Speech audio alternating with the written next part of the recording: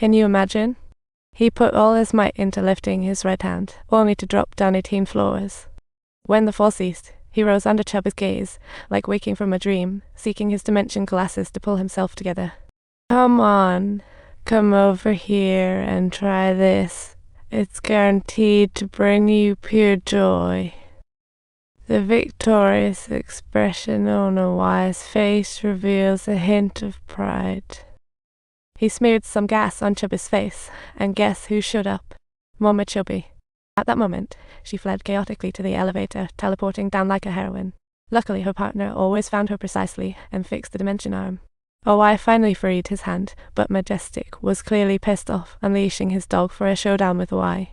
The two took off running, and the guards outside started firing, while the hound broke through the gates like a mischievous child, and the machine gunners were back at it spraying bullets. The hound was tough and agile, completely unstoppable. Thankfully, our white ship showed up just in time, but the hound had already burrowed into the train. At the crucial moment, they stylishly leaped back onto the ship, but the hound stuck to them like a vacuum cleaner. As the ship ramped up speed, inertia and gravity sent the hound crashing down, and Gwargy finally had time to look at the golden devouring beast as the girl stuffed diamonds into its mouth. Diamonds began to fall like rain. Turns out she was the last transforming beast in the universe. She was the divine beast of the Pearl Clan and Pearl Princess' beloved companion until captured by humans 30 years after the clan's demise. All info on the Pearl Clan was out of print. The commander found Central Anomaly in Thousand Star City Space Station, sending all elite troops who met their doom. As she entered the meeting room to discuss strategies, a whole gang of Pearl Clan folks burst in, sealing everyone inside within 10 seconds flat. They whisked the commander away with the device, aiming for the golden beast, but it was in Gwargy's hands, and Agent Y's backup plan was in motion. Little robot transformed from her mouth and easily sliced through the sealing membrane. Agent Y made a successful getaway, quickly rescuing everyone and tracking down the Pearl's location, pointing out the shortest route to Y. Next, a super fast chase unfolds, a sci-fi poker classic. Unfortunately, it was too late. The Pearl Clan had reached the ship and started to escape, while a Y chased, trying to blow them up with cannonballs. However, the Pearl Clan split into countless small ships, missiles lost targets, flew away, and vanished into Thousand Star City's forbidden zone, cutting off signals. A Y lost communication while pursuing, leaving Gwargy anxious to dig intel from triplets. The officer who succeeded the commander found a secret chamber with a 6-star Pearl Clan member. Things aren't simple. The commander hid a conspiracy. Gwargy and the triplets arrived at the pond, needing a crazy old man's help to find a male gelatinous jellyfish. The jellyfish was parasitizing on Romon. Just as they were about to take the jellyfish away, they accidentally angered Romon. Fortunately, they escaped without any harm, and Gwargy hoisted the jellyfish high, deciding to stick it on her head. She intended to receive a wise message within a minute using the jellyfish abilities, and she got a string of numbers. 630, an abandoned sulfur pipe. The iron door blown away, Gwargy walked out. After climbing a narrow cliff, she found a wise full spot, woke him using special methods, and they started chatting. Gwargy found a colourful butterfly, but as she was about to examine it, it behaved erratically, as if pulled upwards by a special force.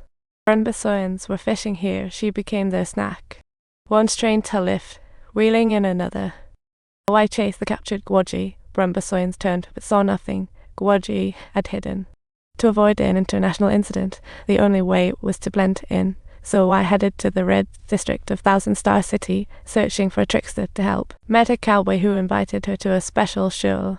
Might be a wise target. Now, all our esteemed viewers, please relax and savor this fascinating presentation, Rihanna's costume extravaganza. This enchanting lady goes by the name of Bubbles. She was not merely an ordinary human. Indeed, she belonged to an alien species capable of shape-shifting, possessing the very special ability that I longed for, and together they ventured into the territory of the Brumbasoyans.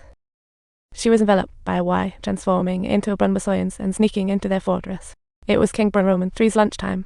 Countless gourmet delights filled the palace for her, but she was too picky. None pleased her until Guoji arrived in glamour. Upon seeing Guoji, King Roman III was absolutely thrilled, immediately drawn to the huge plate that looked like a hat. However, next she suddenly pulled out a huge claw, her gaze drifting, and Owai had arrived. He skillfully maneuvered past the Brumbasines, diving into the sewer, while Bubbles got poked and slid down with dash. When Owai found Bubbles, she was barely hanging on and finally disappeared into a pile of dust, leaving just a trace behind.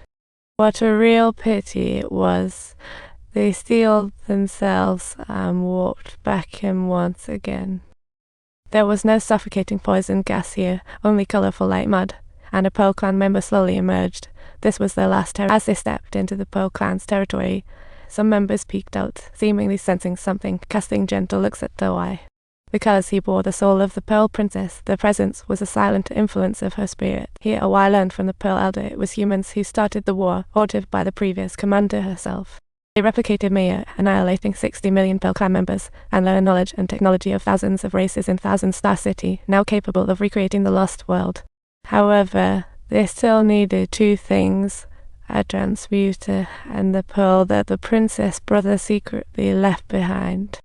But before that, they absolutely had to deal with this cabinet hand, sir. If you enjoyed our story, please remember to subscribe to our channel and give us a thumbs up. We'd really appreciate it.